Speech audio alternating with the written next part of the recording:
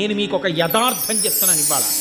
ఒక్కొక్కసారి ఏ దీక్ష లేకుండా అయ్యప్ప స్వామి గుడికి వెళ్ళినటువంటి కొంతమందికి అసలు జీవితంలో అయ్యప్ప దీక్ష తీసుకొని వాళ్ళు కొంతమంది ఆ గుడికి వెడితే 50 సార్లు దీక్ష తీసుకున్న వాళ్ళకన్నా కూడా అద్భుతమైన రీతిలో అయ్యప్పని సేవించుకునే అదృష్టాన్ని ఆయన ఇచ్చిన సందర్భాలు ఎన్నో ఉన్నాయి. దేనివల్ల ఇస్తాడో తెలుసా అండి? వీడి నా దీక్ష పట్టాడని ఇవ్వడం కాదు. వీడికి ధర్మమునందు అనురక్తి ఉంది, వీడికి వేదమునందు అనురక్తి ఉంది, వీడికి నా రూపమునందు అనురక్తి ఉంది, ఈశ్వరుడి యందు అనురక్తి ఉంది. అది ఆయనకి చాలు. నీవు విష్ణు భక్తుడవైనా అయ్యప్ప భక్తుడవే, శివభక్తుడవైనా అయ్యప్ప భక్తుడవే, శాక్తేయుడవైనా అయ్యప్ప భక్తుడవే. నువ్వు ఏ రూపాన్ని భక్తితో కొలిచి వేదాన్ని నమ్మి జీవించినా నువ్వు అయ్యప్పని చేరుకోగలవు. అది ఆయన గొప్పతనం.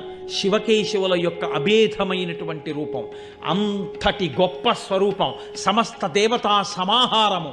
అటువంటి మహాపురుషుణ్ణి సేవించడానికి